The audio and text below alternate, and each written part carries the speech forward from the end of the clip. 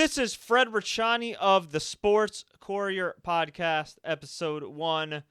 For those of you that know me, you know the deal. We cover sports, gaming, a little bit of everything in between. We appreciate your support. For those that don't know me, my name is, of course, Fred Richani. I am the founder, the creator of the Sports Courier and TSC News TV show. You may know me from the Manhattan Neighborhood Network TV show if you're in the New York area, TSC News. Or you may know me from the TSC News podcast, the TSC News YouTube channel, youtube.com/The Sports Courier, or even the OG website, thesportscourier.com. So what I'm trying to do every single week, preferably a Saturday, is go live or pre-record a podcast talking all the latest sports topics. But I want to keep it real with you guys, okay? I don't like the BS stuff. I don't like to, go out of my lane. I stay in my lane. If I don't know something, okay, if I don't know something about like a NASCAR controversy or an MMA controversy or whatever, okay, I'm going to bring somebody on that knows what the hell they're talking about. And these days with sports media, I just see a lot of BS, a lot of, people just pretending to fake it till they make it. That ain't me. Okay, so I want to give you guys just a little background about me if you haven't known me, okay? I started the Sports Courier in late 2009 with my good friend Eugene, who is the greatest hacker/developer I've ever met in my life. He's a genius. And kind of just flew by the seat of our pants. We didn't really know what the hell we were doing. In fact, we just celebrated our 9-year anniversary, which is crazy to think about. And we didn't get along at all at first. I mean, we got along here and there. But, we realized, wow, we have a lot of differences. And, I'd never worked that closely with somebody before. And I think him and I were both kind of naive and thought, how hard is it to run a news site? Well, when you're 19, 20 years old in college, it's pretty damn hard. I mean, just ridiculously hard. Especially when you're trying to build sources and report stories. And, we had a rumor mill that got us into trouble back in the day. I mean, we were just two kids just, looking to find our hopes and dreams through this website. Fast forward a few years later, we created the TSC News YouTube channel, which was in addition to our website. The YouTube channel kind of blew up compared to the website. We stuck by that. And ever since then, we've just kind of been creating live shows, video blogs, and fast forward to 2017, we got ourselves a TV show on Manhattan Neighborhood Network. So if you're in the New York City, North Jersey area, you can watch us every Thursday, 9:30 a.m. Eastern Standard Time. That's the really, really, really Cliff Notes version of my career. I also worked at Viacom Spike TV, which is now known as Paramount Network, for a couple and a half years. Worked on the Bellator MMA app when it first came out. Worked on several Bellator documentaries, a King Mo documentary. Worked on a show called MMA Uncensored Live, which looking back now, I guess is kind of cursed because our old host, Craig Carton, seems to be going to prison for a Ponzi scheme. Yeah, very MMA. I've had a very unique journey. I've interviewed a number of talents, a number of actors, wrestlers, rappers, you name it, from Mercury Morris of the undefeated Miami Dolphins to presidential candidates like Andrew Yang coming up in 2020, Ralph Nader, who ran against George Bush and Al Gore. Man, I mean, just a number of guys. A bunch of pro wrestlers. Most of you probably know me for my background in covering pro wrestling, my background in covering MMA and boxing, combat sports, American football, and, of course, video games. And for those that are new to either the Sports Courier Facebook page or YouTube page, you can find all your sports and gaming needs right here. But since I'm the guy that runs the show, along with my friend Eugene and my staff here, we kind of cover whatever the hell we want. We kind of cover what's hot. Now, personally, I love combat sports. I love American football. I love basketball. I love boxing, MMA, pro wrestling. I love video games. I consider myself also a professional binge watcher. I'm a connoisseur of hip hop, especially mid-2000s hip-hop. I love R&B. I love EDM. I pretty much love all kinds of music, although you won't really see me bumping country. So if you ask me something, chances are I'm going to be able to give you an answer. If I can't give you an educated answer, I will be up front. And as far as how I develop my knowledge of sports, just really watching, reading, learning from the best. I don't consider myself an expert in anything. Even in wrestling, which I feel like I have an obscene amount of knowledge in, I never really consider myself an expert. I just consider myself an informed fan who's been lucky enough to do this professionally and, have a few articles written on AOL and some other sites like that, and just kind of been doing my thing over the years. And as far as my wrestling knowledge and my wrestling mentorship and how I broke in, I really just emailed people, started covering events, and really just networking. And that's what I'd recommend to anybody getting into any field. Start at the bottom, work your way up. It's not always going to happen that way where you just naturally rise to the top. It certainly didn't happen for me. I've had to pivot in a lot of ways in the wild world of media, but I've been very lucky to call a number of guys my friends. Paul the Mauler Lazenby, who hosts the Killing the Town podcast, former pro wrestler, MMA fighter, actor. He just did Gears of War 4, played Marcus Phoenix. He was on the most recent season of Riverdale, not this current one, but the previous one. If you're a Riverdale fan like me, that you get a kick out of that. Diamond Dallas Page, fitness guru, WWE Hall of Famer, one of my good friends and mentors, another one of my good friends, and a guy who I probably learned the most about when it comes to professional wrestling promoting, and frankly, I'd say combat sports promoting, because I think it's all applicable. Dutch Mantel, a.k.a. WWE legend Zeb Coulter. So shout out to those guys. I was also mentored by Mike Straka, who is one of the former hosts of MMA Uncensored Live, former Fox News digital vice president, who was really the guy that kind of spearheaded mainstream MMA coverage, because before UFC on Fox, UFC on FS1, all that jazz, he was the guy in the mid-2000s saying, hey, we got to pay attention to this MMA stuff. So that's a little bit about me.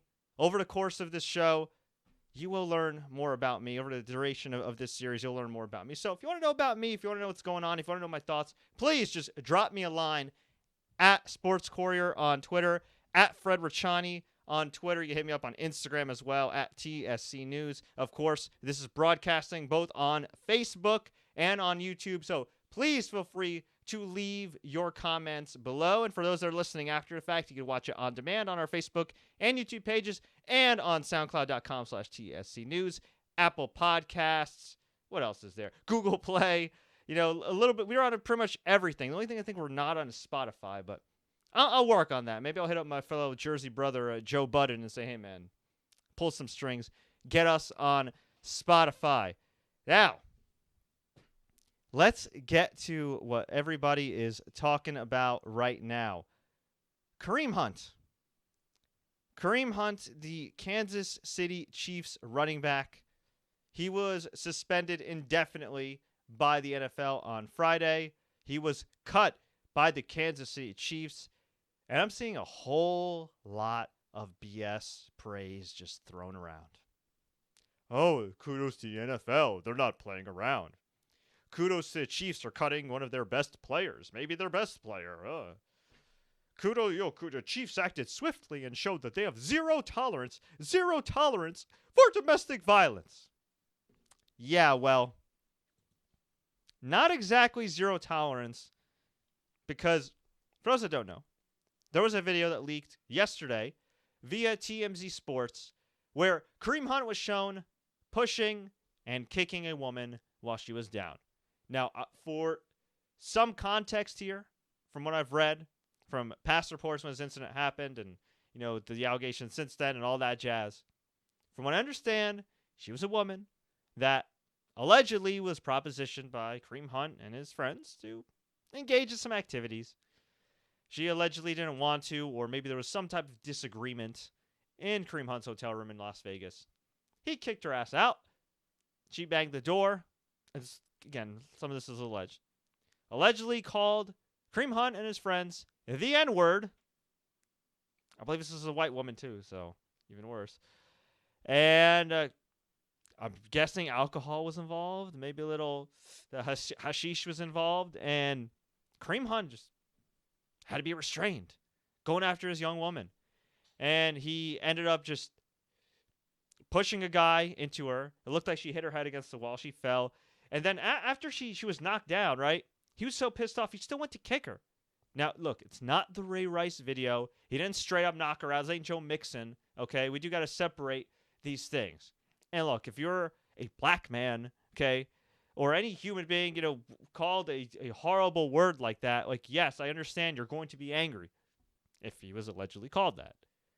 But you can't put your hands on a woman. You really should put your hands on a civilian anyway. But if you're a man, put your hands on a woman, especially if you're a professional athlete. I mean, come on, man. I get maybe being pissed off, but when that girl got knocked down, it's like, just let it go. Call security. You're Kareem Hunt. You're a millionaire, man. You got a Pro Bowl on your resume. Okay, you could have had a Super Bowl on your resume this year. And for him to react that way, I mean, man, it just looked bad. It looked really, really bad. And Look, I'm not calling for his head completely. Okay, I do think people deserve second chances, but here's the problem with the culture of the NFL, right? Let's just say that at heart, Kareem Hunt's a good guy. Let's just say that at heart, Kareem Hunt is a guy that, on video, unfortunately, had the worst night of his life caught on camera. And in 364 days out of the year, he reacts like a nice gentleman. But he was caught on camera. Let's just say that's the case. Had the Chiefs and the NFL, had they reacted to this and been proactive in punishing Hunt back in February, which is when this incident took place, who knows? Hunt could have been playing right now. Now, on the flip side, this could be a sign of a bigger problem. This could be a sign of a guy like Kareem Hunt who can't control his temper. Who, whether he was drinking or not that night, has had issues with women. This could be a sign of a guy that, God forbid, may have put his hands on a woman before, multiple times over. He could have a real problem. Don't you think it'd be important to look into that? If the NFL, if the Kansas City Chiefs really care about domestic violence, why, at this point, is there not a program or programs, plural, in place for guys like Tyreek Hill, who's gotten in trouble, who they magically drafted after beating a pregnant woman, who I think he's engaged to now? If there were programs in place for counseling, couples counseling, violence counseling, I don't know, I'm not an expert at this stuff, but I'm sure there's counseling for people that have been not only victims of domestic violence, of course, but people that have engaged in it as well, that have partaken in it. And I'm not saying I have the most sympathy in the world for people that put their hands on a woman, all right? But every situation is different. And I just feel that, you know, if the NFL had like a real hard, fast domestic violence policy, a real hard, fast conduct policy, rather than Roger Goodell trying to be a play sheriff in Red Dead Redemption 2, only in real life, you know, maybe Kareem Hunt would still be playing. Maybe they would have discovered, holy crap, this guy's got a real problem with violence against women or violence against people in general or an anger problem. We need to take care of this. And you know what? Maybe he would have never played football again. You know, being in the NFL is a privilege, not a right. But guess what? Maybe he would have cleaned up a serious issue in his personal life. Maybe he would have rehabilitated himself as a person and be able to live as a better person and treat people better and not put his hands on women.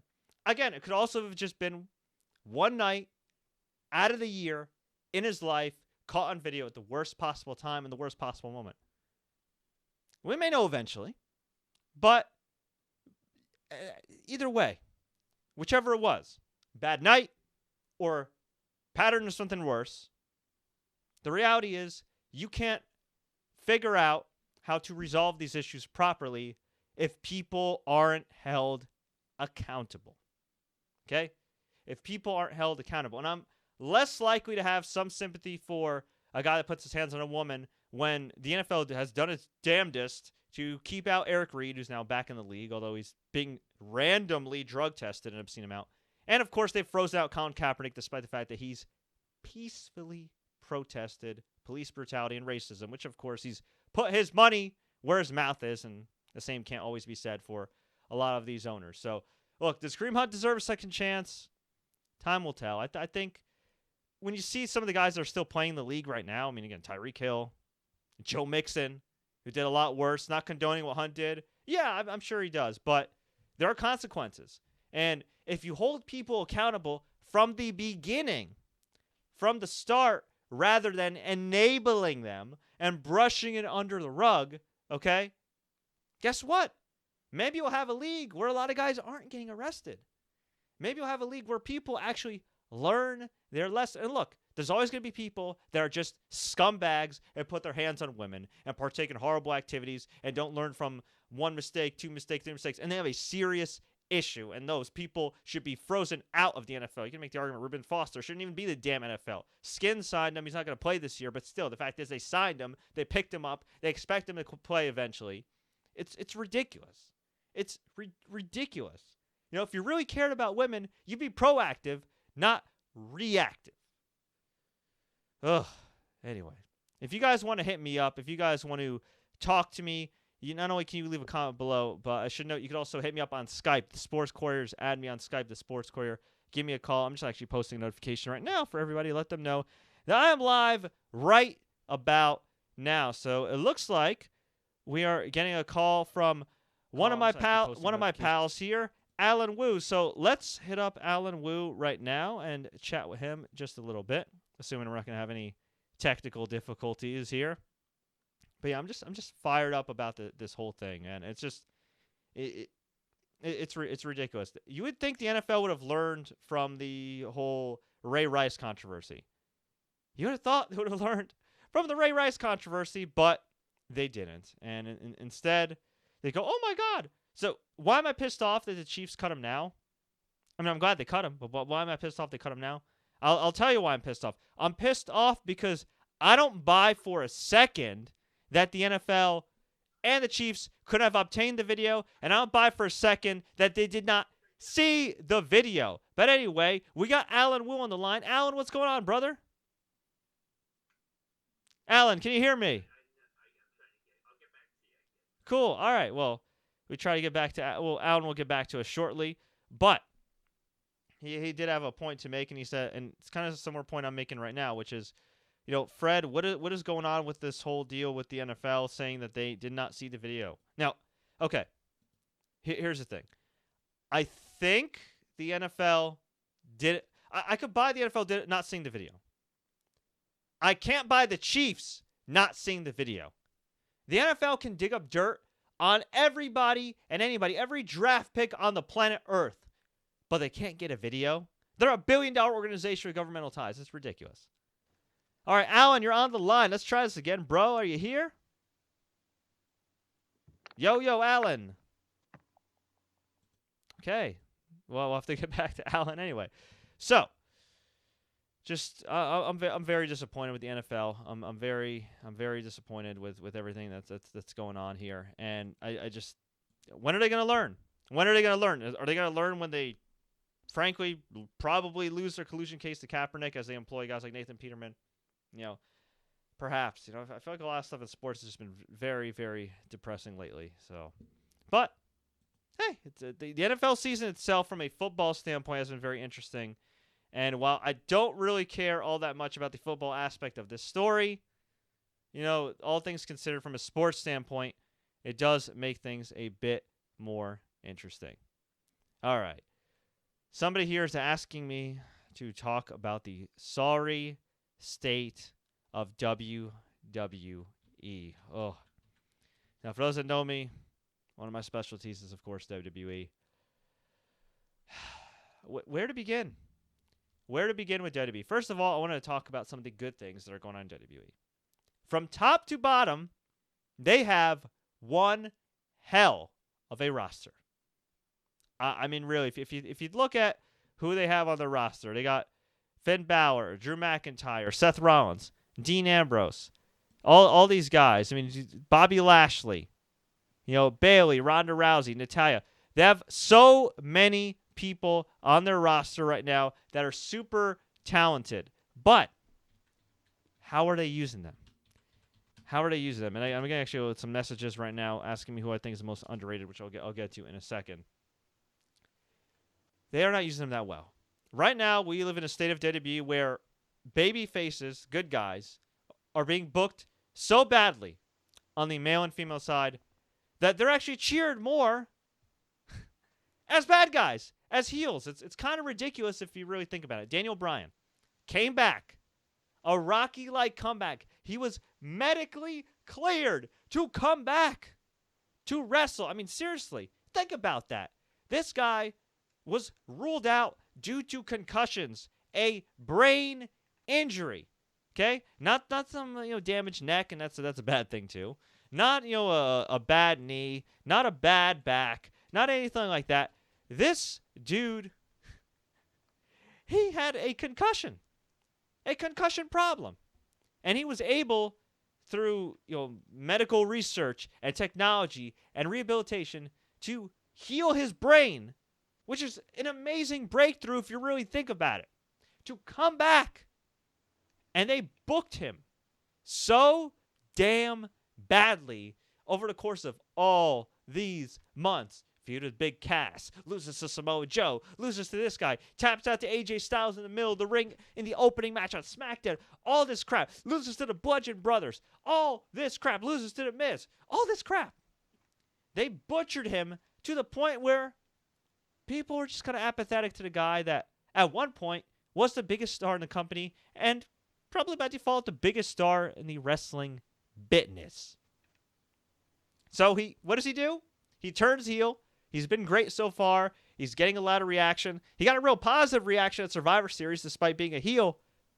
But he had to turn heel. Same thing with Becky Lynch. Becky Lynch is incredible as a heel. And I love that she's on a roll with the man character and what she's doing on Twitter and everything else. But the fact that they had to have her go out there and say, oh, the fans turned on me and you guys didn't like me and blah, blah, blah. And it's like, no. We always liked Becky Lynch. It's that WWE was stupid. It's that WWE booked Charlotte as the good guy, despite the fact that she turned on her best friend in the middle of freaking SummerSlam. But we're supposed to boo her. It's just, the roles are so reversed right now. It makes no sense. And if you look at the actual true baby faces, the true good guys and good girls in WWE right now, Seth Rollins, he's in the midst of a garbage-ass feud with Dean Ambrose, bringing up Roman Reigns' real-life cancer.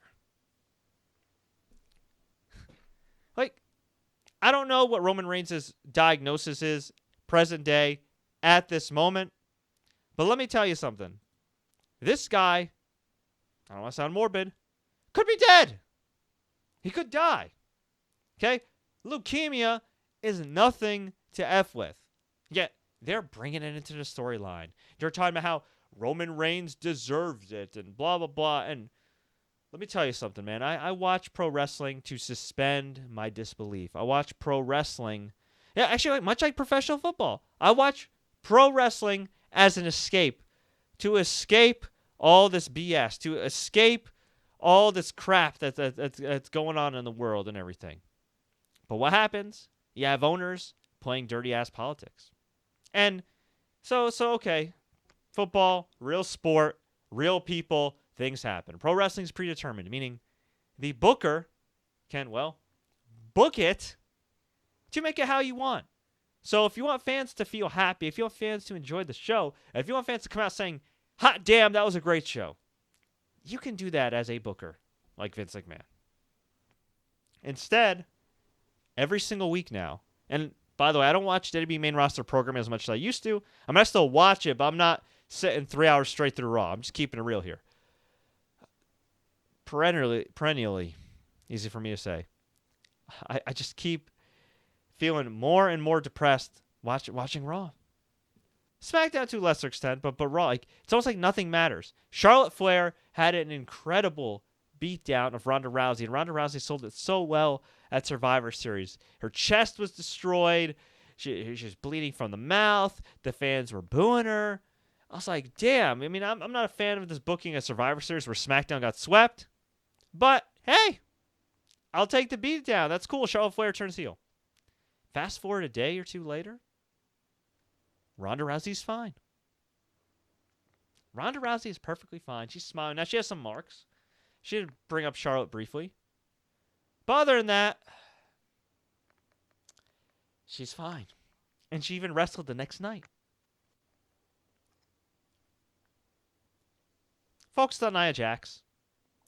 She kind of talked about, Charlotte Flair. And once I get through Nia Jax, I'm going to go to Charlotte Flair. But, I just don't know. I just don't know. I don't get it. And Charlotte Flair magically is kind of sort of a babyface again. Even though she just nearly killed a woman. I remember I guess it's like a decade now. I'm getting old now. It's a little over a decade. Shawn Michaels and Kane had a similar angle where Kane took the chair, put Shawn Michaels' head in it, stomped it, and Shawn Michaels was bleeding from the throat, out for a couple months, and they did a match, I think I feel like a loser for knowing this, but I know obscure knowledge. I think it was Unforgiven 2004. I could be mistaken, but I think it was Unforgiven 2004. Shawn Michaels came back, beat Kane, and got his revenge. They didn't need to have Ronda Rousey come back the next night. They don't need to have Ronda Rousey on TV every single week. And for the most part, I think Ronda Rousey has been great. For her experience level, I think she's been great. I think she's better than a lot of women that have doing and men that have been doing this for a long freaking time. Okay, and especially when you consider her schedule. She's a married woman.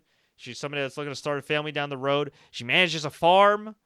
Yeah, she's doing movies and media appearances and all this stuff like that. I mean, it's crazy what her schedule is. It's a freaking whirlwind. But she still has time to continue to perfect her craft and do her damn thing in the squared circle. So I appreciate that. I think her promos have been pretty good. Some of them have been a little weird. Some of them sound like something straight out of Reddit and some of the dark sections of Reddit. Maybe she goes on Reddit. I don't know. But for the most part, I like Ronda Rousey because she's raw. No pun intended. Because she's real. Okay? Because she doesn't seem polished. She's just her. And yeah, some of her matches, some moves are a little sloppy. They're not everything's as crisp. But she feels real. And I feel like that realism is being sucked out of professional wrestling. That ability to suspend your disbelief has been sucked out of pro wrestling, and I just don't understand why.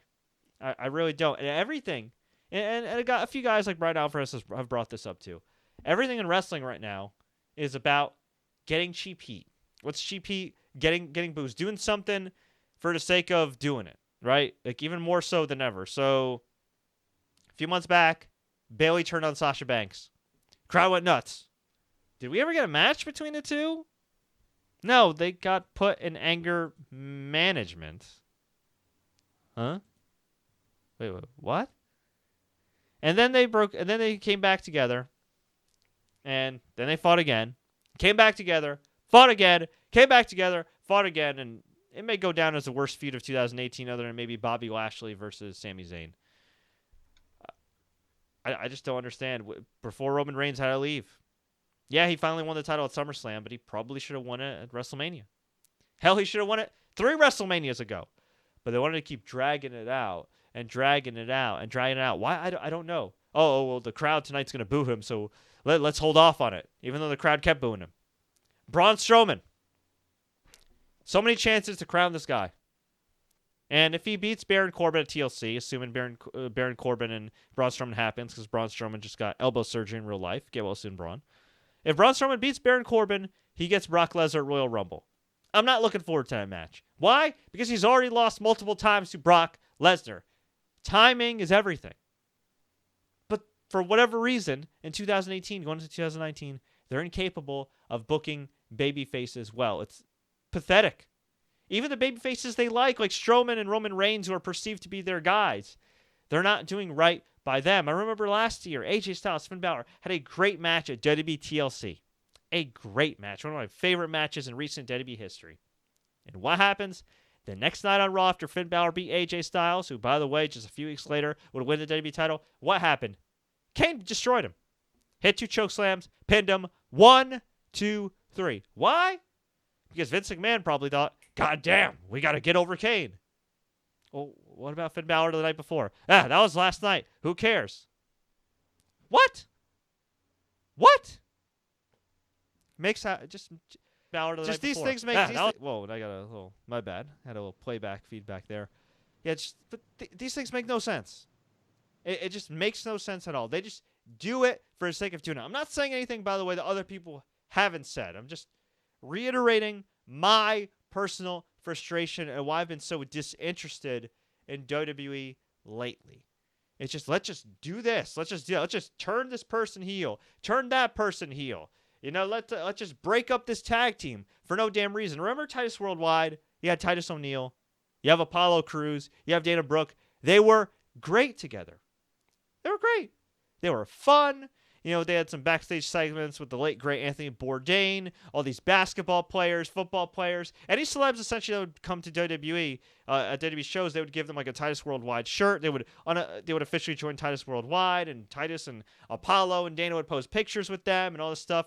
I think that might even have been how Dana, I could be mistaken, but that might have been how Dana Brooke met her current boyfriend, NBA New York Knick, Enes Kanter. Because I think they did a backstage segment and they connected that way. I could be wrong, but I do recall Enes Kanter, I think, being a part of Titus Worldwide at one point. So, it was a fun little thing. They did it mostly online. It was cute. It gave him something to do. Now what? Apollo Crews, what's he doing? Not much. Titus O'Neil, what's he doing? Not much. Now, that being said, I want to just shout out my man Titus O'Neil, who, by the way, him and I follow each other on Twitter. Not to brag about that, but just saying. My Twitter friend, Titus O'Neil, he was honored as the MVP in the 2018 Ebony Power list, which is freaking awesome. So, shout out to Titus O'Neil, one of the true great human beings in all of professional wrestling and sports. He's a great guy. Thaddeus Bullard is his real name. But, yeah, let's just break people up for the sake of breaking them up. I don't get it. Anyway. I think we might have Allan on the line finally. Allan, can you hear me, my man? I hear you crystal clear. Thanks again for having me, and a great job with the TSC News TV episode this week, by the way. Great job. Thank you. For those that don't know, let me just give you guys a quick programming note. You can find it on youtube.com/thesportscourier. Click subscribe. We just uploaded our New York Comic-Con episodes. If you've never been to New York Comic-Con, or maybe you did attend this year, maybe you want to know what a Comic-Con's all about. We did a full half-hour show on our experience at Comic-Con. We actually have a part 2 coming up before the year is over, but we did a number of interviews with, believe it or not, a presidential candidate, Bandai Namco, the people behind Soul Calibur 6, as well as God Eater 3 and My Hero One's Justice. And we interviewed a number of creators, including a couple pro wrestling artists, which is pretty freaking awesome, and some pro wrestling cosplayers. Allan, we even interviewed you, man. What did you think about the episode? I think it's jam-packed. I mean, this is the New York Comic-Con is just only going to get bigger and bigger and bigger. And the first thing I thought of when I left Comic-Con that day, it was my first day, legitimately the first hour I've ever been to a Comic-Con. That's when I met you, and I know I had a quick little cameo in there, which I loved so much. It's only going to get bigger. It is our East Coast version of E3, that video game conference.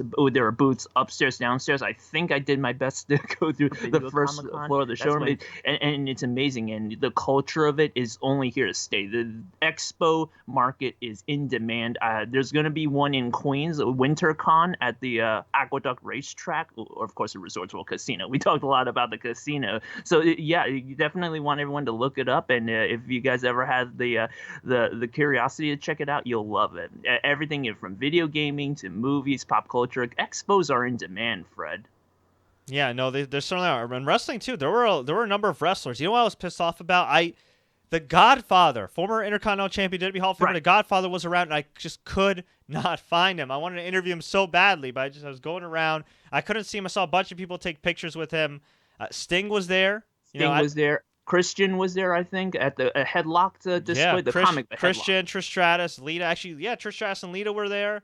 A bunch of wrestlers were there. A lot of sports people were there. You're right. For the people keeping score, Asuka and Bray Wyatt are slated to be at the WinterCon at the Resorts World Casino this month. Yeah, so I mean, it was definitely a fun time had by all. Now, Allan, what is on your mind when it comes to everything going on in sports? Of course, at the time we're recording this, it's right before the Deontay Wilder and Tyson Fury fight, which I cannot wait to see. The pay-per-view is just starting now, and I'm definitely going to be watching that shortly after we sign off. And by the way, I'll be recapping that fight live in a bit as well. So if you're wondering, hey, Fred, are you going to be talking about that big boxing match tonight? Of course I will. So stay tuned for that on youtube.com/thesportscourier. But anything on your mind, Allan? I mean, a lot going on, right? I mean, the Kareem Hunt deal with the Cowboys upsetting the Saints. LeBron James trying to ingratiate himself with the Lakers and trying to defer to his young teammates and kind of bring them up another level. Of course, we got the John Jones comeback later this month to close out the year against Alexander Gustafsson. Max Holloway against Brian Ortega next week. So much going on. What's on your mind? And oh, by the way, Bleacher Report and Turner Sports messed up the Phil Mickelson versus Tiger Woods head-to-head golfing special, and they had to re-air it today. So commiserations. At least the people who paid the $20 for pay-per-view to watch Phil versus Tiger are going to get their money back on Friday. My dad liked the idea of it. None of us paid for it, but yeah, indeed, we're seeing a lot of new things. And another. Wait, hey, hang on. Now I'm a little behind on this. So Tiger versus Phil was on pay TV. It was on pay-per-view, and it was on Bleacher Report's site originally. The Bleacher Report's paywall payment confirmation thing. BR Live, it went down. The payment confirmation thing went down, so they made good, and I think they reran the whole event on Turner Network, a TNT. They reran on TNT for free. If only they would have gotten it right. Remember when we had the Mayweather-Pacquiao ordeal and we were stuck for about a half of soccer, 45 minutes, because nobody could order the pay-per-view? Dude, I experienced that when I was in Vegas for Canelo and Triple G, but the difference was all the fights ended early, and they only had, I think 4 fights on the card, and all of them ended via knockout, and there was, if I recall correctly, it was almost like a 90-minute intermission. It was insane. I don't know if you remember that, but it was back in September. It was just nuts. And that kudos to the announcers, Max Kellerman and all those other guys, Jim Lampley. They did a great job of talking about how the hands are wrapped and the gloves, and they showed highlights of the past Triple G and Canelo fights and everything else. But very reminiscent of that. I was like, man, that's a whole lot of downtime. I mean, maybe next time they should have booked some more competitive fights in the undercard. Maybe they should organize some kind of impromptu chess boxing thing. Yeah, they do chess boxing. One round you're boxing in the ring. The next round they put in a board for chess. By the way, your Chess World Championships. Deadspin doing a really good job covering it of all places. The World Chess Championship, and there's chess boxing. So that's another thing you could do in the boxing ring. Yeah, and now it's actually coming up in 2 weeks from now, right? DAZN is broadcasting Canelo versus Rocky Fielding. Now, full disclosure, they call it DAZN, DAZN. It's going to be in our neck of the woods, Madison Square Garden. Not sure if I'm going to be there live for that fight because that's actually the day of my dad's birthday, so I may be just out celebrating with him. But I'll definitely be watching that fight and recapping that fight. And I think it's an easy win for Canelo. Rocky's pretty much an unknown. I think DAZN is going to give Canelo, I hate to say winnable opponents, but I think they're going to give him opponents that can give him a fun fight. Maybe not fun for him, but fun for the fans. But ones aren't a real threat. I think the key here is, there's 2 keys here. One is DAZN, just from a boxing perspective, for the amount of money that they're investing in Canelo, over $365 million. Are they going to be able to recoup that money back in the next 5 years? That I don't know. Being $9.99 a month, do you think they can make a return on investment for all the money they're putting into Canelo? 5 years, 11 fights, $365 million. The scene is changing so much. I mean, everyone's already wondering, well, what is ESPN doing with their ESPN Plus model and WWE Network? That was the original people watching over the top and cable subscriptions. That's the one, I pay attention to so much just to watch Bloomberg and CNBC. Those analysts talk about, well, what is television going to be like? What is DAZN's model going to be like in the next few years? With the cord cutting, that's the C word, right? Cord cutting. Mm-hmm. Yeah, well, the C word that we're allowed to use, yeah, for sure. And also, too, they threw a lot of money at Bellator. Not as much money as Canelo. They threw a lot of money at Anthony Joshua. And from what I understand, the Joshua fight did not do really all that well, which kind of surprised me because Anthony Joshua, I feel like, is a rising star. But I guess, he's obviously not at the Canelo level yet, if he's ever going to get there. I mean, from a UK standpoint, from a live perspective, I think he is there. In that UK market, I think he's absolutely there. But from as far as a worldwide standpoint, or I guess more... North American standpoint, we should say. Let's give him some credit. He's not there yet. I don't think he's there yet. And Bellator, while I'm a hardcore MMA fan and like watching Bellator fights, I don't see a lot of people signing up to DAZN for $9.99 a month just to watch Bellator when they got a lot of that content for free on Paramount. Now, I will say this. I think the app itself is very great user interface, a lot of great quality content as far as how it streams and everything. I did have some trouble with Bellator, but I watched the Anthony Joshua fight. That was the best streaming quality I've ever seen in my life, dude. Better than I mean, better in WWE Network for sure. Better in New Japan World. Better in UFC.tv and Fight Pass. Just fantastic. I mean, as far as a live sports streaming service, by far the best quality I have ever seen streamed. So kudos to them for that. But from a business standpoint, I don't know how they can sustain this. I hope they succeed. Look, if they succeed, this could open the door for WWE to invest even more in over-the-top programming in WWE Network.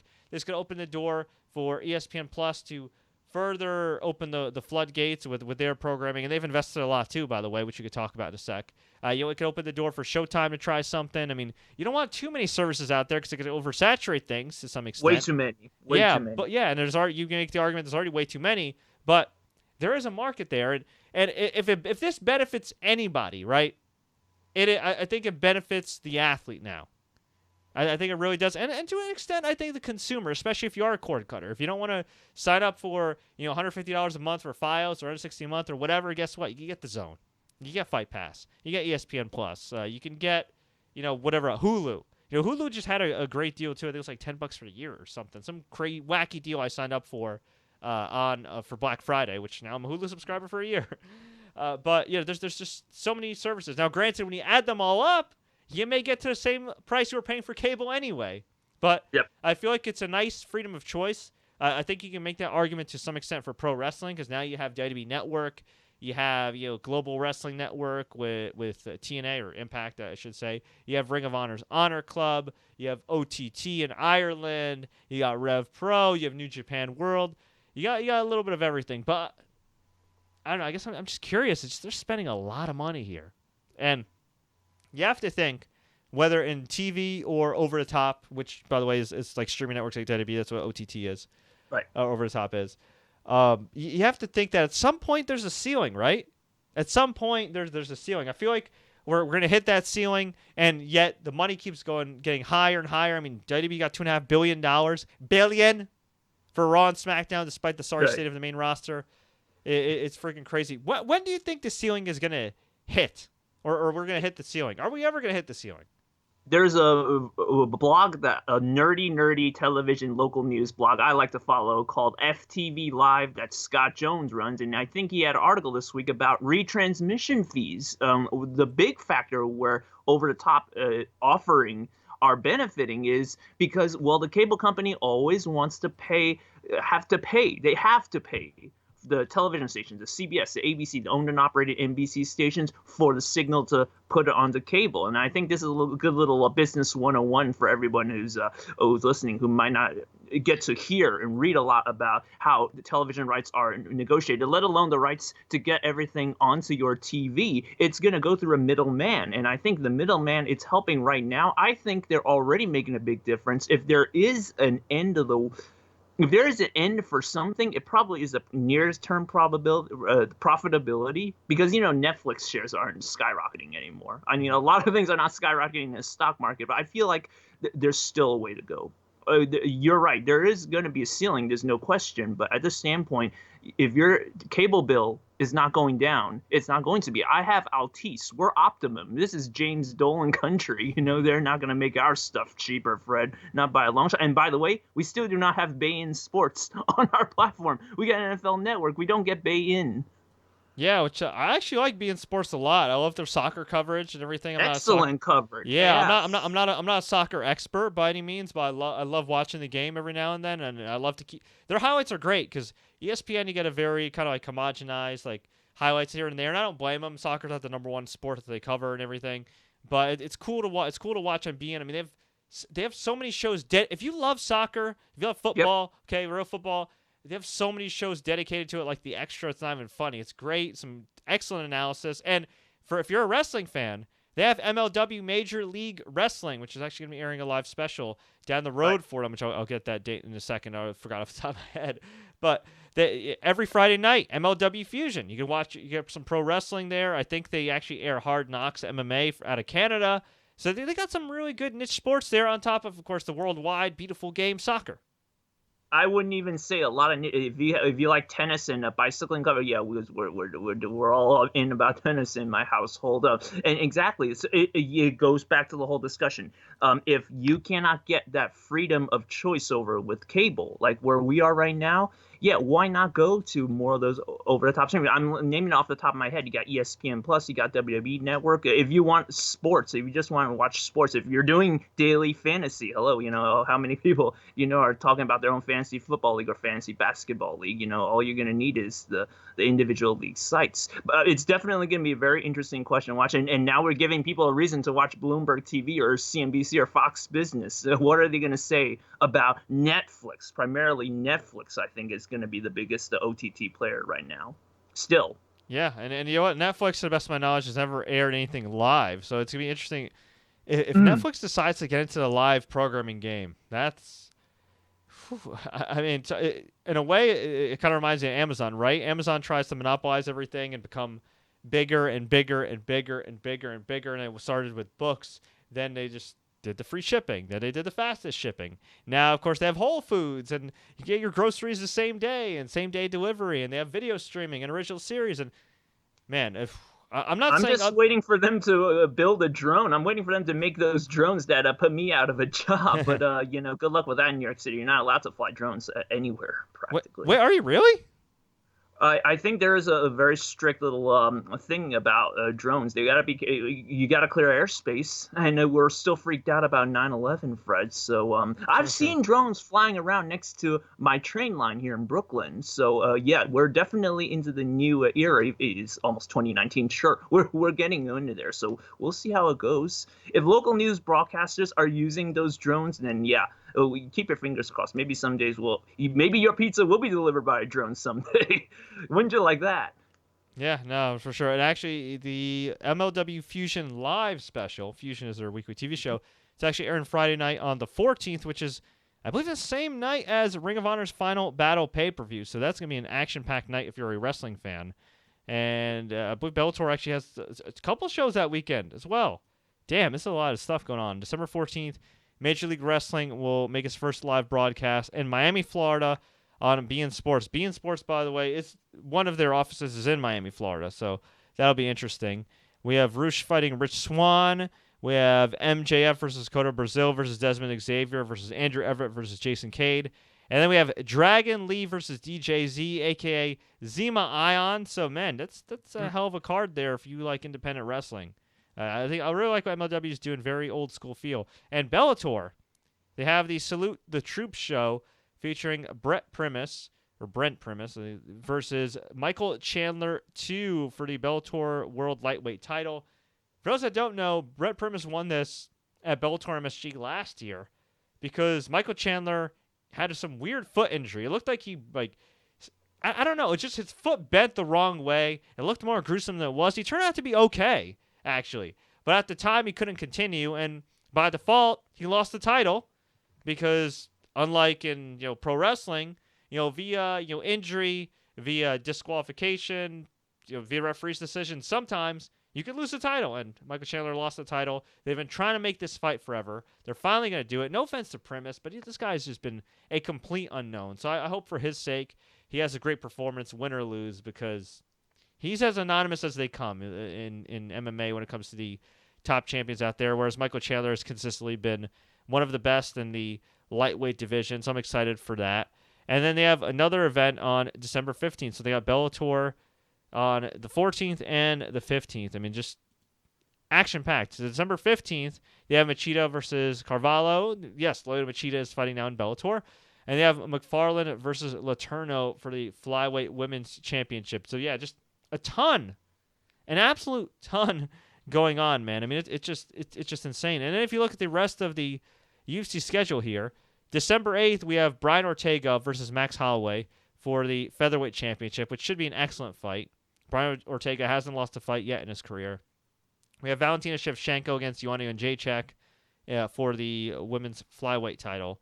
And we have Gunnar Nelson teaming of Conor McGregor against Alex Oliveira. And then to close out the year on December 29th in Vegas, John Jones versus Gustafsson 2.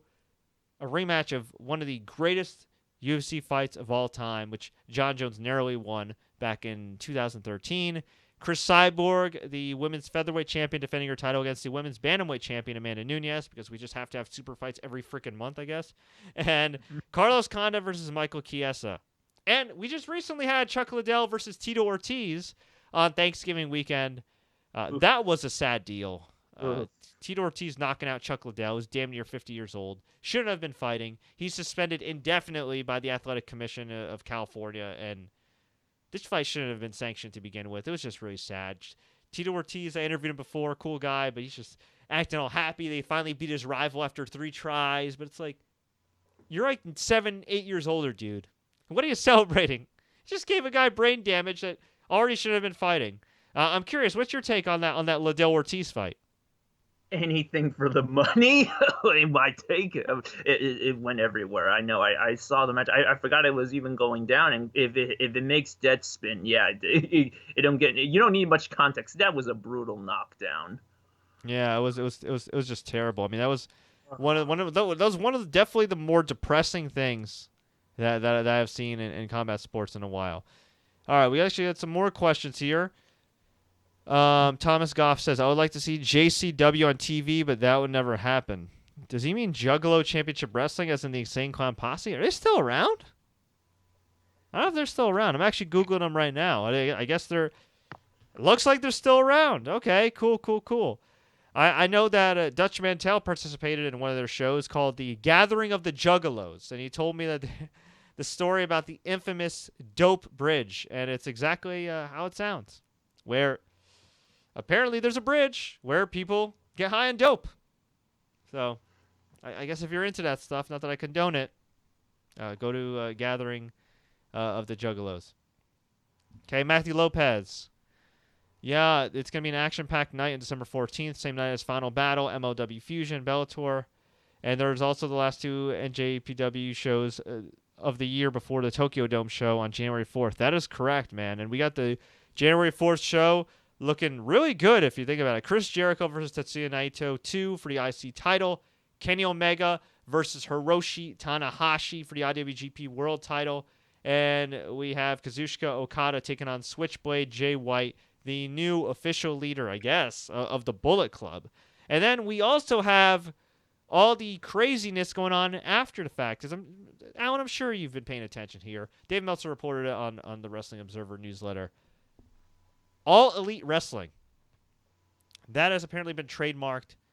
There are rumblings that the Elite, which is the group of Cody Rhodes, Kenny Omega, the Young Bucks, Hangman Adam Page, Brandy Rhodes, could be Gonzo from ROH, Gonzo from TNA, or I'm sorry, New Japan Pro Wrestling. What the hell am I head at?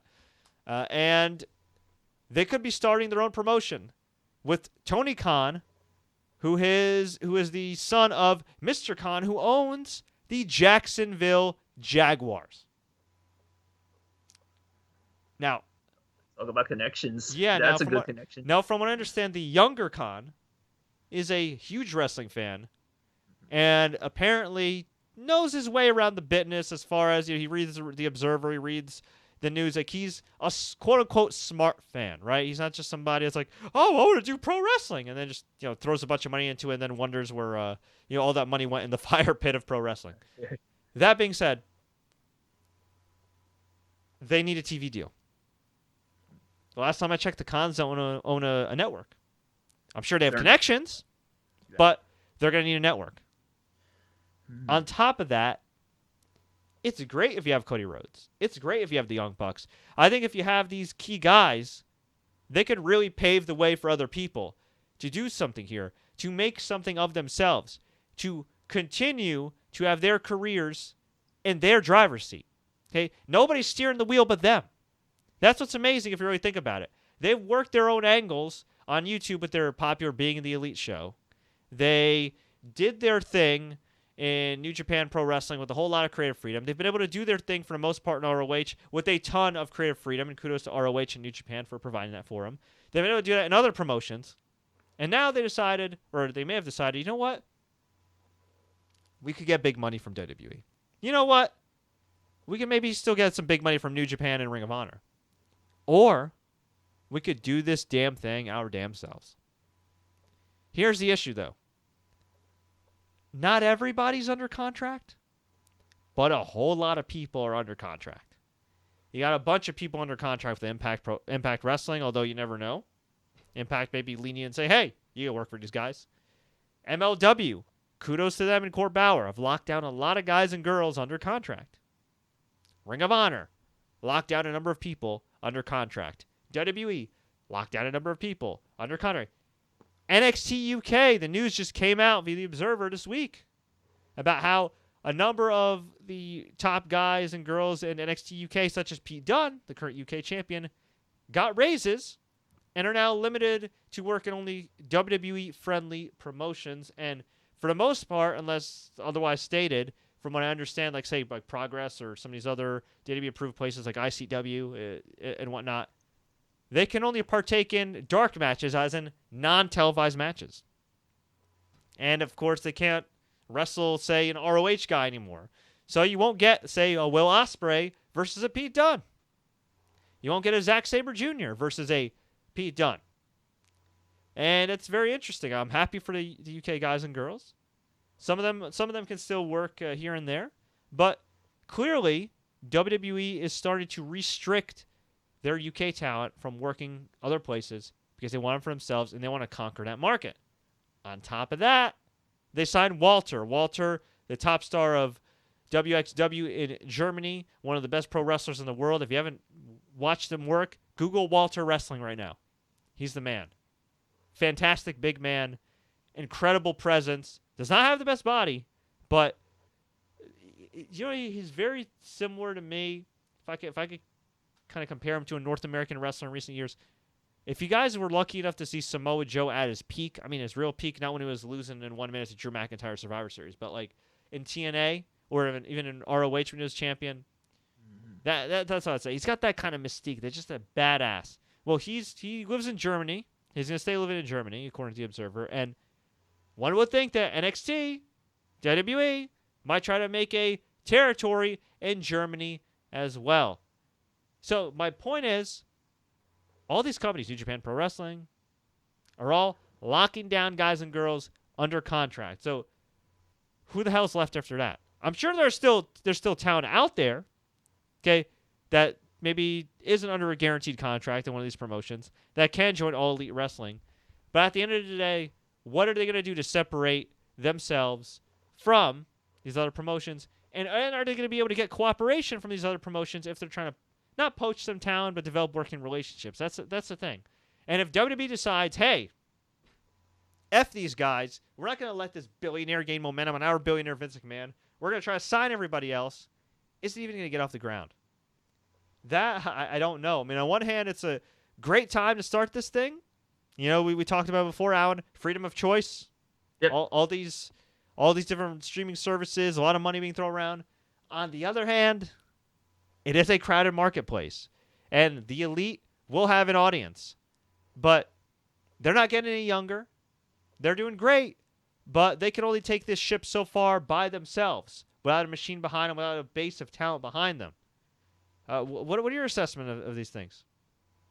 Well, it's really a lot of good question. I to this day, I've known you for about at most 5 years, almost 5 years now. You've done this show, and with all the trials and tribulations about WWE creative being this lousy and the booking being questionable, there's been a lot of collaboration. I still couldn't believe AJ Styles and Bobby Roode and Samoa Joe and Kurt Angle made it back to WWE, and it's especially telling, isn't it? You know, Triple H and his gang want to get some of those folks from Impact on over, including what's his name, the announcer, who's Jeremy Borash. Yeah. So if they are really, it would be really telling to see. It would be very clear cut to see if they would be isolating the talent and just signing people right off the top of the bat. We have to take into consideration how much of a different era this is. I can't remember in this volume back when I started watching wrestling in about 2004, 2005-ish, when you would have, this kind of cooperation, because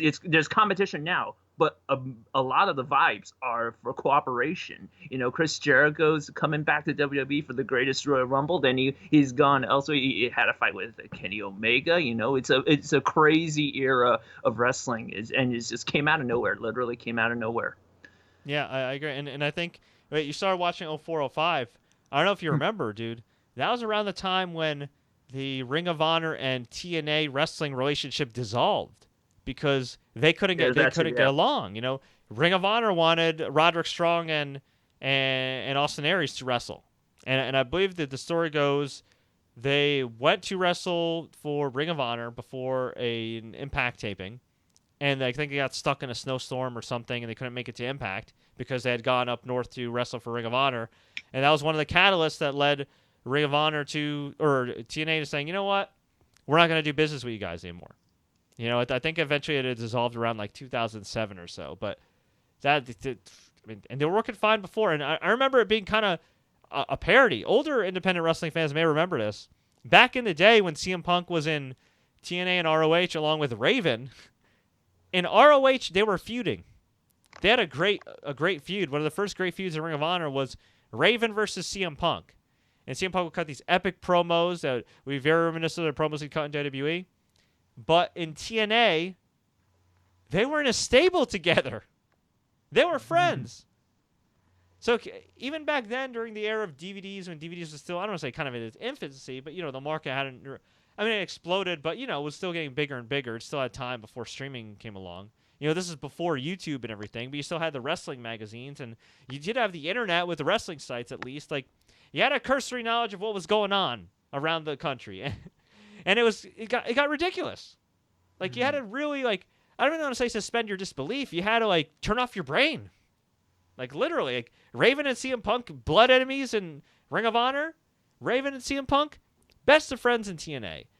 I don't think we're going to get that level of lunacy in this current day and age. But, look, there's egos.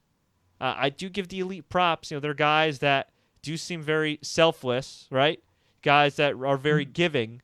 They do love each other very much as best friends. I'm sure they consider themselves brothers. But at some point, when there's a lot of money involved, when there's a lot of different parties and suitors involved, when there's a owner involved, the guy that look, somebody always answers to somebody, right? They're gonna be answering to Mr. Khan, and Mr. Khan might say, you know what, guys, y'all know about this wrestling, but I'm the one that knows these numbers. What's gonna happen? And let's just say that down the road, the Elite says, you know what, guys, let's ditch this biatch. What happens to all Elite wrestling without the Elite?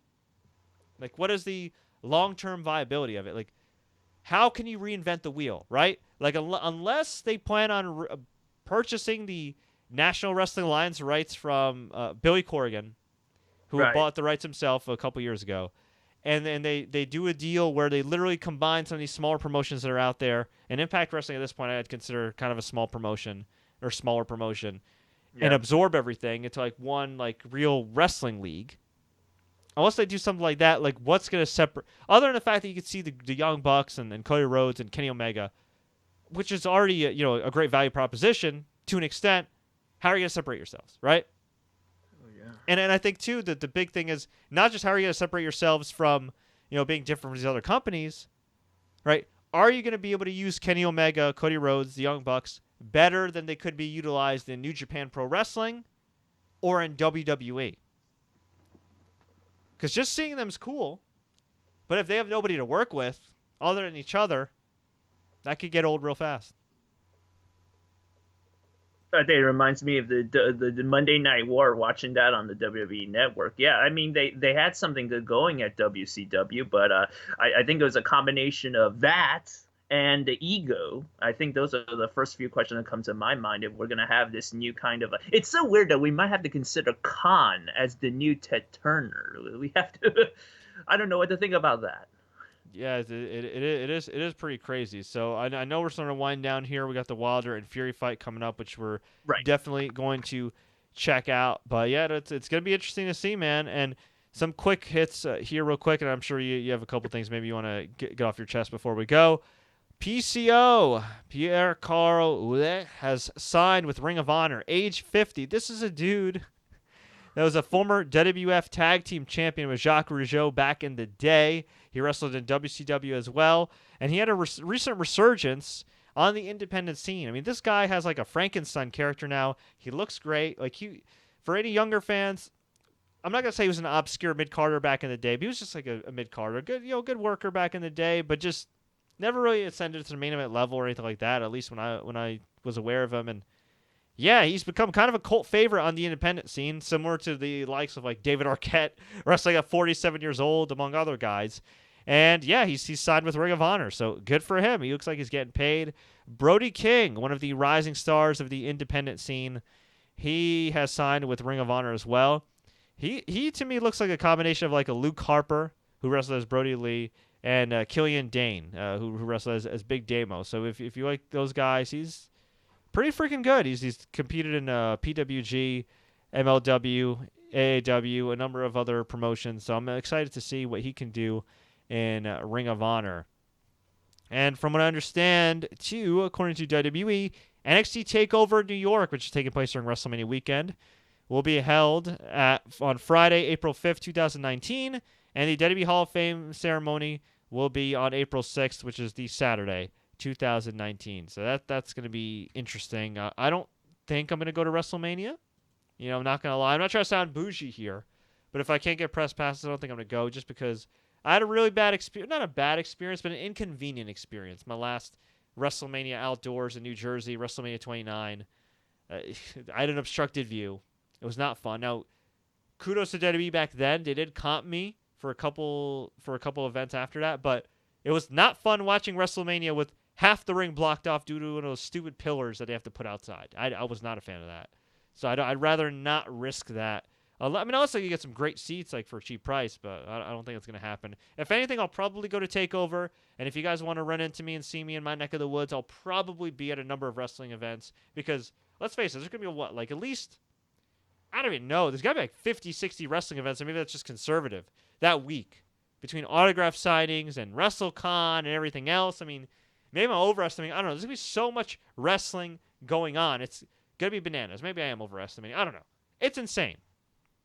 It's just absolutely insane. Do you have any WrestleMania plans, Alan?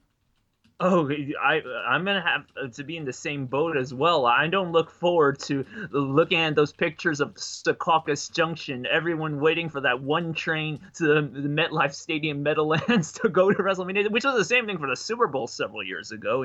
People were just jammed into that bottleneck. If you guys don't know the Northeast and New York, New Jersey, Connecticut, tri-state area, mass transit, it's no joke. A very sad state of affairs. It is. That's why CBS News and 60 Minutes did a news story about the subway and what it takes to fix it.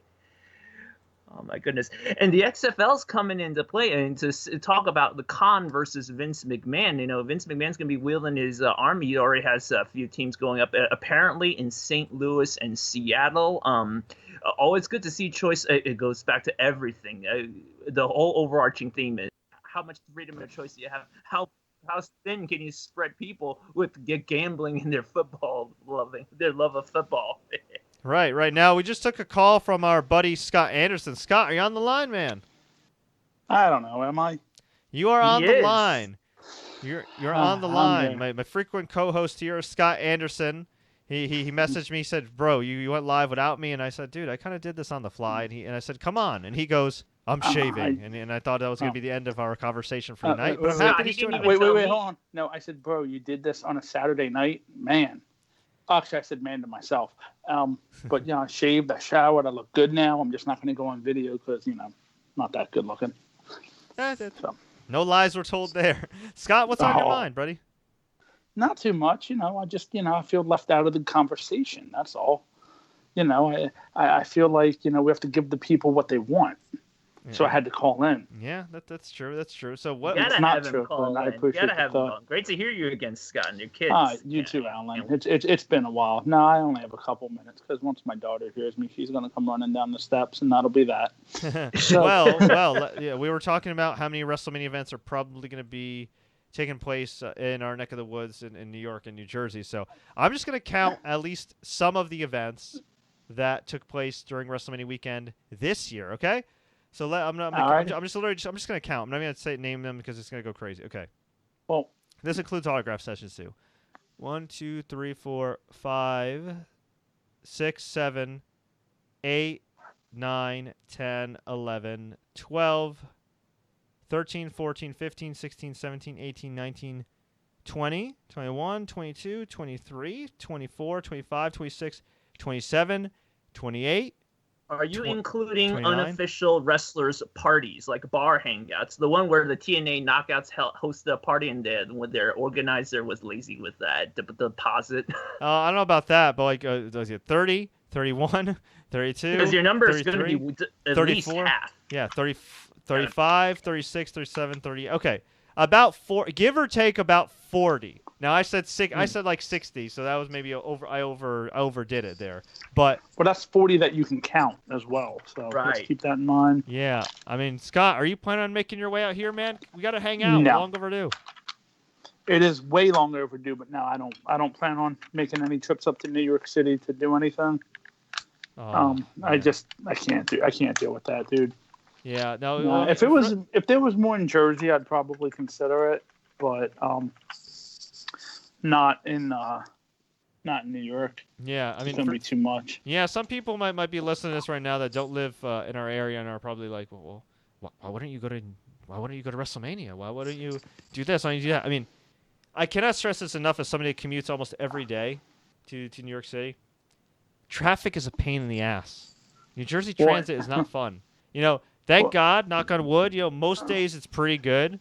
And if you're used to it, you can get down a routine. And Allan, this being a courier and biking and everything else and taking Ubers and stuff, like, you can get around, okay? You get used to it after a while. It becomes part of your lifestyle. But there are times you're reminded, holy crap, this infrastructure could be a whole lot better. And none more so are you reminded of this than during events. Yeah. I remember one time I was covering Jay Moore's comedy special during Super Bowl weekend. And it was like during the week. It wasn't even like the weekend yet. And it was the Super Bowl when they played at MetLife. It was Seahawks and Denver Broncos when Seahawks blew out the Broncos. It took me 3.5 hours to get to New York. My interview with one of the talents ended up being like 2 minutes. The show was good. I got to see Michael Che of Saturday Night Live and some other guys. But 3.5 hours. So if I can make any recommendation to people, it is to stay local. Give yourself plenty of time. Yeah. Manage your time wisely. Leave early. If you can afford a hotel or an Airbnb near MetLife Stadium, do it. Just do it and stick. But that's not a whole lot near MetLife Stadium.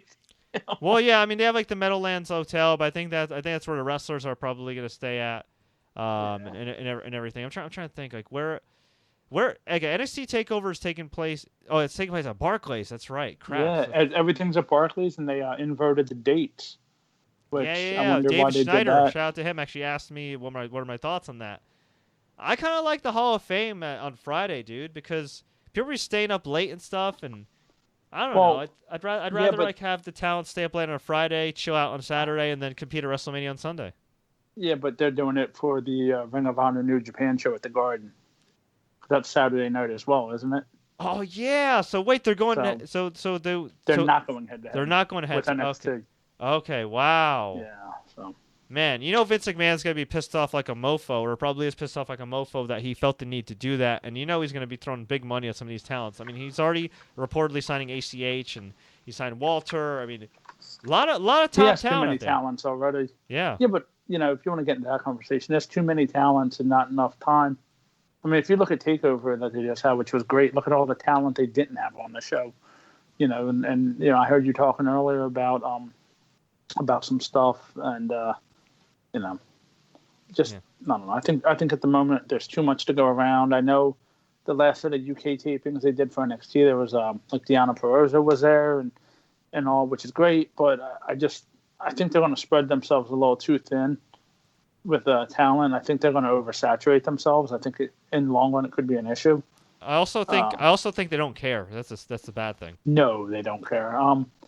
But you were saying that somebody said, "Why don't you go to the MetLife?" Well, I know you had a bad experience there last time at 29. Yeah. And for me now, it's only a few years later, I don't want to sit there from 3:00 in the afternoon until well past midnight and make it a 12-hour day by the time I get home. So yeah, I mean, look, we're not. and we're I not don't want to spend the money for WrestleMania tickets to sit all the way up in the nosebleeds in the beginning of April when it could be 50 degrees outside. I'd rather sit at home. Yeah, and honestly, and I'm sorry not to cut you off, but honestly, would you really want to spend big money to go see what they've been putting out there right now? No. And with the rumor main event, from what I heard, I'm not really thrilled with it. Which is? Well, I've heard Seth and Brock Lesnar. Which is fine, but that doesn't do anything for me. Yeah, I think right now it's just kind of a very malaise state of WWE, and I think they're hurt by the fact that Roman Reigns is out. Then they're scrambling. They've damaged Braun Strowman. They've damaged a lot of guys. I think also too, the other thing that's happening, Triple H on the shelf with the torn pec. Never thought you would say that, huh? Yeah, who knew that Batista versus Triple H would be one of the matchups we'd get excited for? But kudos to those guys. They did it on a waste of a waste show at that.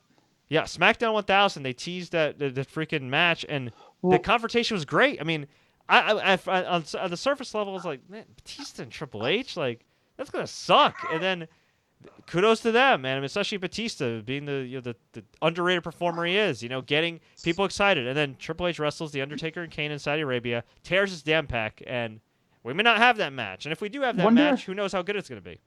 Wonder if they would do like Batista versus Daniel Bryan to make up for like WrestleMania 30 maybe or something like that. If they can get Batista to commit. I mean, Daniel Bryan Batista, I think would be a great match. I think I don't know how many people would really like this because I know when they were stars or when they were starting to get Evolution is finally remembered, but let's face it, Evolution was formed during a downtime in the business. Now the breakup with Batista was big business, but the original evolution of Evolution was during a downtime. I'm curious to see what the interest would be for just Batista versus Randy Orton. I kind of like that match, actually. But I might be the only one. I might be the only one. I mean, SmackDown, I don't know. And another issue with WWE right now, besides the fact of the injuries, is a lot of talent wants to kind of go reduce schedule. Brian, we've heard rumors of AJ Styles wants to schedule reduce, so it's going to hurt. Yeah, I mean, look, there's a realistic possibility. They're not making new stars. They're doing what WCW did. They're not making new stars. Yeah. They're just using what they have, and the call-ups are horrible. It's not good. And Alan, let me go. And Alan and Scott, I want to hear this from you. Alan, you first. Like, Scott, you made up a real good point. Because we were talking about before you got in the air about All Elite Wrestling and the Elite, running this promotion with the Khans, of the Jacksonville Jaguars fame and ownership. How would they separate themselves from WWE, and what would cause people to not only go to them, but how to get fan support in addition, besides the fact that they have Cody as the top star and everything else. And you mentioned something about the reduced schedule. If they offered a reduced schedule to a guy like AJ Styles for similar money, whether the economics for them make sense or not, I mean, that could be a viable option, right? I mean, Alan, what do you think about that as far as, like if you think about it, like the USFL, now that was a failure and other football leagues were a failure, but in concept, they seemed like a good idea because it's like, hey, the football's off, let's do it in the spring. Or like, actually, let's look at something that's been successful. Big Three basketball with Ice Cube. 3-on-3. Something that's a little bit easier on the body for the athletes, a more accommodating schedule. What do you think? Plug. TSC News and Fred were at that Big Three at the Barclays Center, and you guys got to search for that on youtube.com/thesportscourier. Good job with that. They will always be talking about an off season in wrestling. When would anybody ever start observing it? Would it work? Would it not work? You're gonna get some people. WWE's got some money. I would think some money. I don't think they're paid as much as they are if you're not Brock Lesnar or Ronda. So I think some would. I'm not going to bet majority will go away, though. I think it's too much of a risk. Would they take the risk? Yeah. Yeah, I mean, I think the thing is, like, if it's a guaranteed contract and, these guys got money that are going to be running All Elite, I mean... Yeah, I guess it really depends who you are. If you're a Zack Ryder, if you're a Mojo Rawley, why not? I mean, your career's going nowhere anyway, honestly. Well, but do they move the needle? I mean, Zack Ryder could, I suppose, a little, but come on, like really. Yeah, you don't want too many of those guys. I think now. I mean, I can't You see. need to have some names, but I can't see AJ Styles leaving just because he's in such a great position. He's a cover star of 2K19, and they've really built a lot around him. So even if I think ultimately they would be able to meet in the middle. I would hope so if that's the case that he really wants to reduce schedule. One guy I think I'll throw out there, and I don't know what his contract situation is, but I could see leaving and actually doing really well outside of WWE. Finn Balor. I think Finn Balor would do great outside of WWE, but I think he would go back to Japan. yeah, I think Finn Balor would go back to Japan. I think he'd go to New Japan. Nakamura, maybe. He has unfinished business there, and he's the original founding member of the Bullet Club. They still own the rights to the Bullet Club. That's a natural story. And you see, that's the thing. Like, I don't know, Scott. Do you think All Elite Wrestling, if we're to even get off the ground, do you think it can sustain itself? Forget the TV deal, all this stuff. Can it sustain itself independently without working with anybody? Because on the surface, I don't think so. I'm sorry. Repeat that. I'm sorry. I got a little distracted. Do you think All Elite Wrestling can sustain itself without working together with other promotions? Like, how Ring of Honor is working at Impact now and New Japan, and they're all kind of sharing talent and being nice to each other. I think so. Would you mean exclusive contracts? Yeah, but maybe or just exclusive. Yeah, talent? do you think the key is exclusive contracts, or do they need to do what some of these other independent companies are doing and kind of having at least somewhat of a friendly working relationship? No idea. I think, like anything novelty, people are always going to be curious about it. I think long term, yes, you're going to have to work with other talent. Just because there's other talent out there, and your roster can't be that deep. Yeah. You look at a new promotion, you can have maybe 20, 30 guys. Okay, that's fine. But in a year from now, things are going to be shuffled, but they're going to want new talent, and that's you got to work with somebody. Now, you don't need to necessarily do what Impact is doing and go really kind of independently working with talent, but you got to mix it in somehow. I mean, Ring of Honor and New Japan have a great relationship, and they sold out the Garden, so there you go. I think eventually they would have to, but again, it all depends on your roster. Yeah, no, I agree. I agree. I think at some point, I mean, we'll see. I mean, there's so much to look into in the future for that. And before we go here, anything else you got going on, Scott? Any thoughts on your beloved, maligned New York Football Jets? No, I'm good with that. I'm getting ready to maybe watch the Deontay Wilder fight. We'll see what time it comes on because I have to wake up early in the morning. What do you think about Sam Darnold? I mean, this year, I'm not going to say this year's like a wash. I mean, there's still some time this year to salvage and at least look good. But like for the future, from what you've seen, is there enough? Have you seen enough of a sample size to make one, viewpoint or the other when it comes to him, like positive or negative? Yeah, I mean, there's some positives I've seen, but he's regressed, and I think the coaching staff has a lot to do with it. I think it's just like anybody else, though, and this isn't the answer that you want, but I think the next coach that comes in has to be an offensive-minded coach, and they have to have the right people to do the thing. I mean, look at Baker Mayfield. Hugh Jackson and him and Todd Haley just didn't work out. Now in the last couple of weeks, I mean, Baker Mayfield could be a second, half of the season MVP type of guy. Not an MVP, not going to, but the way he's played, it's just night and day. So unfortunately, you're always going to get those guys in the draft who are good and who aren't good, and coaching matters. So. Yeah, and look, and he's young. He's only 21. So right. Keep that in mind. Yeah, he's a kid, and think about this too. I mean, look at Jared Goff. Year one, Jared Goff was god awful. I mean, just awful. I mean, already being labeled a bust and everything, and then Sean McVay comes in and just revitalizes this guy. Just makes him look like the number one pick that he was. So I do think that. There is some hope. That being said, I'm still going to stick by what I've told you off air before, which is I do think that they should have kept Teddy Bridgewater. It didn't make sense from a trade standpoint to get him, but to trade him away. They got some assets for him, but man, I thought that guy on paper was the best Jets quarterback they had in years. Yeah, but again, they're not winning a Super Bowl, so what difference does it make? And that's the thing. It doesn't matter. I mean, Bridgewater, okay, fine. But I think Bridgewater could let him to the playoffs. What are you going to do? Go to the playoffs? All right, so you go to the playoffs. You're a 10-6 team. You lose in the first round. That means you get draft pick number 18, 19. So next year in the draft, now you have a mid-level guy instead of having a top 5 guy. I mean, or you hire somebody that knows how to scout no matter the draft order. Okay, but let's be honest though. Name me a guy in the draft this year 11 to 15 without looking it up. Now name me a guy in the draft 2 to 7. Yeah, no, I know what you're saying. I know. Look, there are guys. Don't get me wrong. But generally speaking, the top, cream rises to the top. I mean, it's hard to keep going back to this, but the Sixers, 76ers did it correctly. What's the point of going to the playoffs just to get eliminated, to have a mid-level draft pick?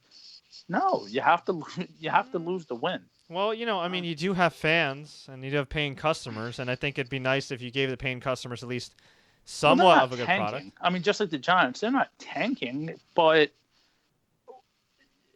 if you're not gonna win a Super Bowl, what's the point? And I mean, in reality, It's the truth. Though, like the Giants, they're not going to win a Super Bowl with Eli. So you're thinking about my friend who is a diehard Knicks fan. He always says the New York Knicks do not know how to tank. I mean, I think some fans want to see the wins, but in the reality, you gotta play the game. I mean, there's really no other point. Even in a lottery, what is the point? You have to get the odds in your line. I think even the fans are starting to come around with that as well. The lottery is an irrelevant thing because if you have pick 11, who cares? That's the thing. You have to have the top 1, 2, or 3 pick. Yeah, I just I don't know. I don't know. I just feel like it's it's not the first time they've been a bad team. It's not the first time they've underachieved. It's not the first time they've allegedly tried to tank or whatever the case may be. And over again, I feel like it's been the same song and dance with the New York Jets. And I think at some point, I know you're a big Jets fan. You got the tattoo on your arm. Of course. But there's a lot of other Jets fans too that do go to the games. That do spend money religiously on the Jets, and I think they deserve a winning product. And look, you can't win a Super Bowl every year. Not everybody wins a Super Bowl, but guess what? I mean, would Green Bay rather tank, or would they rather go to the playoffs every year? Which everybody deserves a winning team. Look, I don't want to spend $90, $100, $200 a ticket to see my team lose, but yet also, it's a double-edged sword. It's hard to explain. It's right. I mean, it is because like with the Giants. All right, let's take your team. You have Eli Manning, who he's a Hall of Fame quarterback. He has 2 rings, granted 2 lucky catches, but he still beat the Patriots. He did his thing, and that's great. You don't want to see that guy go out the way he did, and people are paying. I mean, basically, you're still paying to see Eli Manning. You're not paying to see, Slappy, the 3rd-round draft pick. Right. So, what do you do? I mean, the Giants are going to get lucky if they keep losing. They better keep losing because they have Barkley. They're going to get a top quarterback next year, and they're going to be set. I mean. So yeah, it's a fine line. I think a lot of the issue, and it's never going to change, is they need to contract teams because there's too many teams, not enough good talent out there. Truth be told, I mean, you look at and I'm not going to get into a Colin Kaepernick discussion, but you look at some of these quarterbacks in the NFL, they don't deserve to be in the NFL. Okay. Yeah. So you get rid of 3 or 4 teams, yes, I don't want to see people lose their job, but you look at sports all around. There's too many teams. Right? No, you're right. No, you're right. I think you're right. I think you're right about that. I think, but at the same time, we know the reality in the economics that ain't gonna happen. Of course. What's gonna happen is we're probably gonna get a team in London, and we're gonna be bitching about this next year. It'll be Jacksonville. Yeah, the London Jaguars. So yeah, prime example there. And I don't know. I mean. If I was a season ticket holder, you're with your team through the good and bad. I mean, nobody's going to come out and admit they want to lose, but the ultimate goal is winning. And with the coaching staff the Jets have, there's no way Teddy Bridgewater is going to do anything with this team. They're just not. It's a cluster up there, and that's a shame. Yeah, well, we'll see what happens. Hopefully, they'll do better next year. I mean, look, as a New York sports fan, man, it's it really is depressing to see these teams do badly. And I mean, I guess like the one bright spot. I mean, Yankees, made the playoffs, and that's cool. But like taking away baseball for a second, I mean, by their standards, that wasn't even a good year. They had Giancarlo Stanton. Yeah, they had 100 wins. It's a good year, okay? Yeah, sure, but still, I know, by Yankee standards, no, it's got to be more. Wow. Yeah, no, but that's the other issue that you were saying real quick. Look at what they did with their pitchers. They Sonny Gray they got a couple years back, and he just wasn't cut out for New York. Right. The guy they got, was it from St. Louis, I believe, the pitcher at the deadline, same situation. So, I mean, homegrown talent wins. You got to, struggle. I mean, you look at the Houston Astros, what they did and what they're doing, and the Phillies are kind of coming up now too. And, for somebody like me, it's great when my team sucks because I can afford to go to a game. I mean, let's be honest. In a couple of weeks, I might go to a Jets game for $20. So it's pretty good. But for a diehard, it's tough. No doubt about it. Yeah, no, for sure. And that same goes for wrestling fans. We stick through it, and do we want to pay the money and sit through it? And like I heard you say earlier while I was shaving, you were talking about not really hardcore watching the main roster product. Same here. I kind of skip through, see what's going on, and I'd kind of do that with everything. I still catch the big events, the takeovers and the pay-per-views and stuff like that. But generally, it's just kind of bland. It is what it is, and that's the shame of it. We're just in that run, and they need competition, is what they need. Yeah, they do, and I feel like they may step on the competition's throat before it can get off the ground. But we'll see. Yep. We'll see. I mean, hopefully by this time next year, we'll be talking more glowingly about New York sports and more glowingly about the state of mainstream professional wrestling. I mean, I love what New Japan's doing, by the way. I mean, I haven't really been following the tag league and stuff like that. I've just been, life's gotten in the way. Stuff happens. We're busy. But I am looking forward to the Tokyo Dome show, and I do think, if you're just if you're a wrestling fan or somebody that wants to sample some pro wrestling, I would recommend checking out New Japan Pro Wrestling. And Access TV is actually going to be airing Wrestle Kingdom on a slight tape delay on January 4th, so that's gonna be kind of cool. And Access TV, Mark Cuban's network, Ryan Seacrest's network, I think they kind of have like a joint thing because it's owned by AEG. Really getting behind New Japan. So I'm excited for that. So there's some stuff to look forward to, and you would hope that the Giants and Jets can't get any worse going into next year. Although who knows? I mean, we're a worldwide show here. There's probably Dolphins fans somewhere that are yakking it up, although they're not that good right now, or Bills fans yakking it up. Bills fans, Jaguars fans, I'm sure. Yeah. Well, I'm in my $50 league, and I'm hoping for a big night on Monday for Carson Wentz and the Eagles. I mean, who knows what you're going to get from the Eagles camp? That's a whole nother, happy campers right now. Washington doesn't have a quarterback. Let me tell you something, Alan. I'm in my $50 league, and my $50 league went kapooey after what we saw happen yesterday from TMZ. So I'll just leave it at that. Yeah. Yeah, there you go. And another lesson to tie it all back to the first talking point about Kareem Hunt. Gamblers, this is just part of the game. This is just part of the risks. My league, the guy who had him was the guy that didn't even come close to making the playoffs. So you take what you can get. So do your homework, fantasy owners, and brush it off and hope for a better year next year. If you didn't make it, congratulations to those who did make playoffs. Right. Now, could you imagine? Go ahead. I'm sorry. I was going to say, could you imagine if they had a fantasy wrestling league? How cool that would be? I think they actually have had something like that. I mean, there's the E-Feds and stuff, and I know they have yeah, I know that. I know they had Counter Move. I don't know if Counter Move's still around, but they had that with like MMA and stuff. I can tell you a quick. It's a quick pre-high-speed internet days when I was in I guess you can call it the original E-Fantasy Wrestling League, where you would create your own guy, and I don't even think there was actually pictures. It was just all typing, and you would do your promo, enter it into the system. Your opponent would do his promo and enter it, and through the magic of the dial-up computer and blah, blah, blah, that's how you would have your match. This is a stock exchange for Hollywood actresses and how well they do in their career. I'm surprised fantasy wrestling's not a thing. Come on. Wow.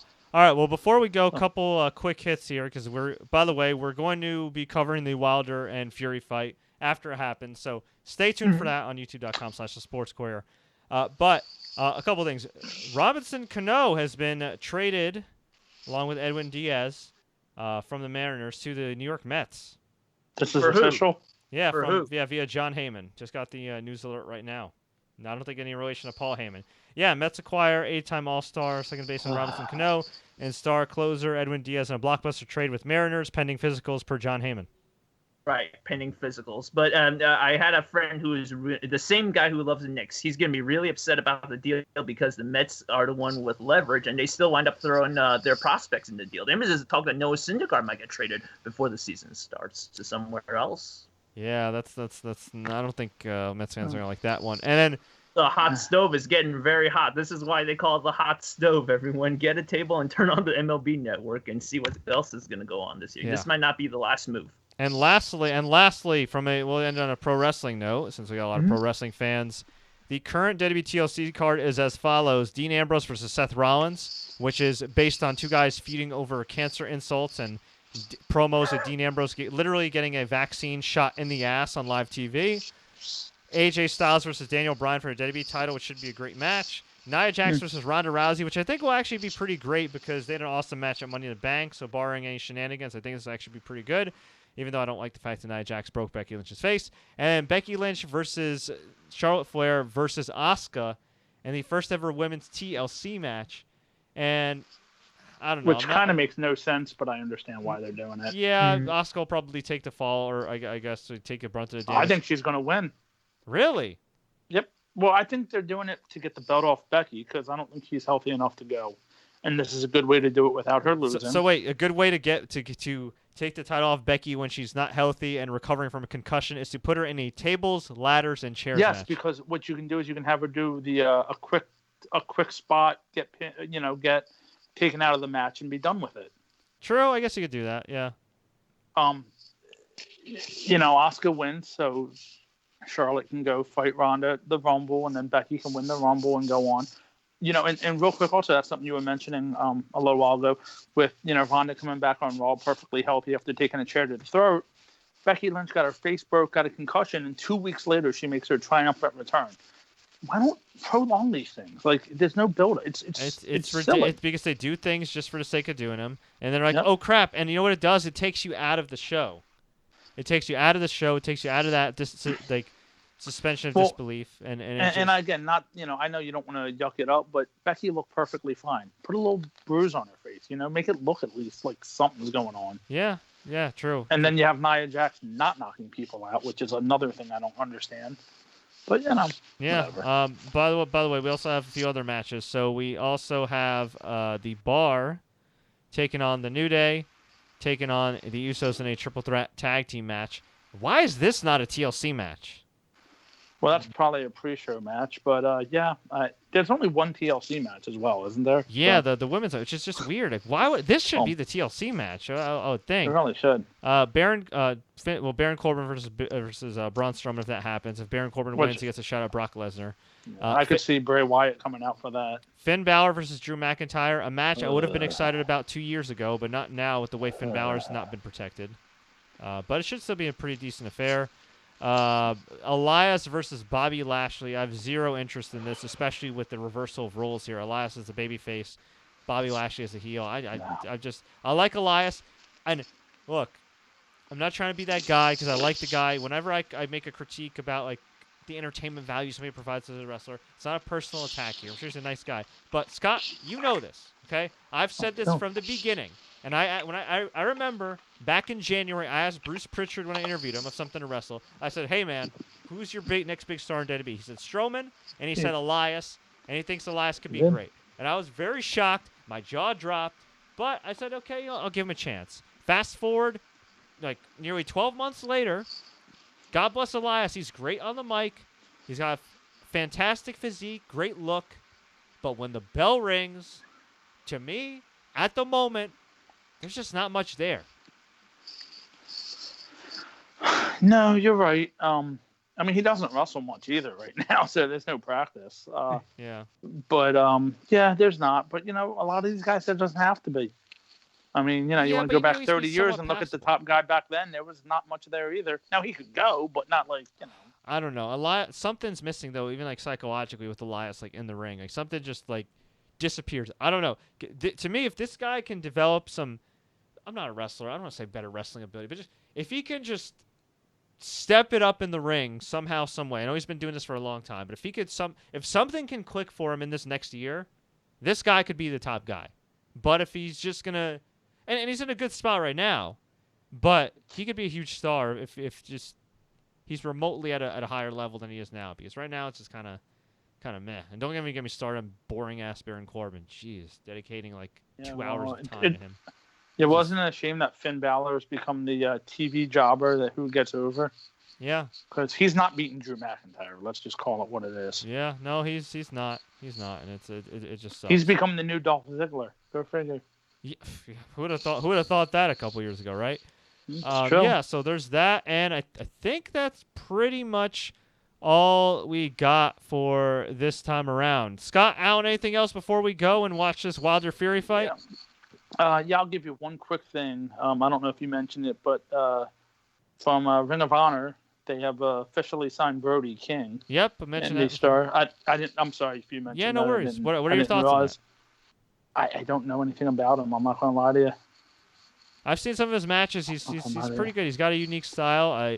Here's the only thing that alarms me, and it's not that the signing of Brody King, because I think he's actually pretty good.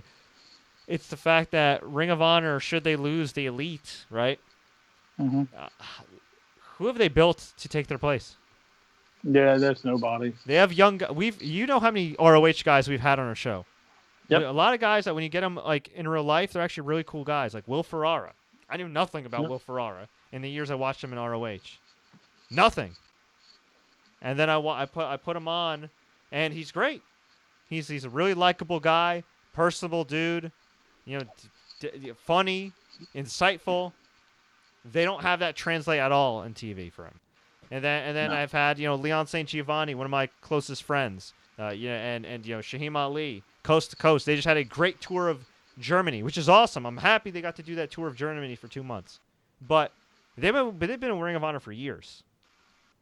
They've been in the mix a little bit for the tag titles, but I think they can do more with these guys. I think they've significantly improved. Like there's so much good talent in ROH, like young talent that people don't know about, that they aren't familiar with. And no offense to Matt Taven, okay? But Matt Taven to me is like, how do I get in trouble here? Whatever. To me, he's like a talented Baron Corbin. Like he's good in the ring, okay? He can work, and actually Baron Corbin can work too. But the thing with Baron Corbin is he's proficient, but he's not like he doesn't jump out at you. In an era where everybody's jumping out at you, he doesn't jump out at you, and he doesn't have any like kind of. He doesn't have like an overwhelming presence like a Braun Strowman who can make up for the lack of flashiness, right? Like he's just kind of there. He's got decent mic work. He's got a good look. Women find him attractive. He actually gets a lot of searches on Google. Probably maybe for his looks. Kudos to him. But just the overall package, he's just. And Matt Taven, very successful in Mexico, came to Ring of Honor, challenging for the world title before. He's in the top mix, but he's not. I think. Maybe Baron Corbin's too harsh. He's not a guy that gets you excited, right? He's a Bobby Roode on the main roster, unfortunately. Yeah, there we go. That's actually a really good comparison. Not a bad wrestler at all. Yeah, nothing bad to say about him personally. He seems like a good soldier, but yeah, something's missing. Okay, and this is not anything that other fans and observers haven't said before, right? It's just they need some breakthrough guys, and I think they do have some talent there, but they gotta bring them up. And you know what? ROH may go through some real growing pains in the next few months, but I think in the long run they're going to be better for it because they're going to get a kick in the ass and they're going to be forced to actually push some younger talent, some newer talent, and make something happen. And I think if they put some of these guys in the position, like Leon St. Giovanni, like a Will Ferrara, I do think they could succeed. But it is going to take time, and it's definitely going to take time with the audience that's accustomed to seeing guys like the Elite. Yeah, no doubt. Right now they're just a feeder for WWE. Yeah, and I think that's what's going to stay. You're going to get some guys that go there, but I don't think it's going to be anything special. And it's unfortunate. Yeah, So we'll see. Look, Ring of Honor has some great momentum, but they also had some great momentum in the last few years because of the New Japan Pro Wrestling relationship and Cody and the Young Bucks, who, again, they're essentially ROH talent, but still, they need to get back to growing some more stars. That Ring of Honor was at its best, or at least in the ring and sustained a lot of success over the years because of homegrown talent. So hopefully, absolutely, that occurs. All right, I think that's pretty much it. Allan, anything else, bro? Hey, we just wanted to keep for people keeping in score for the MLB hot stove situation. Robinson Cano and Edwin Diaz, and Seattle is sending $20 million to New York. John Morosi from MLB Network is confirming the names. Mets are sending Jay Bruce and 4 prospects: Jarek Kelenic, Justin Dunn, Gerson Bautista, and Anthony Swarzak. So if this does not work, this is going to be shades of Roberto Alomar, Mo Vaughn, and Tom Glavine from back in the day. Also, December 5th. Wednesday, December 5th, twitter.com/XFL2020. You find out if your city is the lucky one that's going to be in Vince McMahon's XFL in 2020. Woo! Wednesday, live on XFL's official website. We do know that leaked already, right? But we're not going to talk about that. you got St. Louis folks that are going to be into it. I think Seattle's into it as well. You got a few more cities. I'll be laughing if New Brunswick gets one and they one up Rutgers because you got yourself a big town. They should go to non-NFL cities, but I don't think that's what's going to happen. So there you go. Yeah, the mystery's going to continue on Wednesday. Interesting. Are you guys excited at all about the XFL? Somewhat. Honestly, somewhat. I will let you know after I watch this new Alliance of American Football League or whatever it is. Mm-hmm. But then again, they just drafted like Christian Hackenberg, so. Oh wow, that's a great start. Yeah, you know. I do like the uniform colors at least. I'll give them that, I guess. True. All right, guys. Well, we're gonna sign off. We're gonna catch the Tyson Fury and Deontay Wilder fight, which should be a great fight, and we'll give you the highlights of that on youtube.com/thesportscourier and facebook.com/thesportscourier. It's a little more complicated when you're streaming on Facebook and YouTube at the same time. If you guys had any issues at all with these live streams, please let us know so we can improve these broadcasts. And if you like Allan and Scott, love these guys. They're not only my good friends, but they've appeared frequently on my podcasts and on my shows before. So by all means, subscribe to youtube.com/thesportscourier. Like and enable notifications for facebook.com/thesportscourier. And if you want to check out the Sports Courier podcast in audio form and our other audio interviews, conference calls, things like that, soundcloud.com/TSC News. Just search my name, Fred Richani, on iTunes or wherever podcasts are out there, and you'll be able to find me on there and subscribe. We'll include all the links there. Until then, everybody, as always, enjoy the games and the matches. Woo! And the fights. And the fights.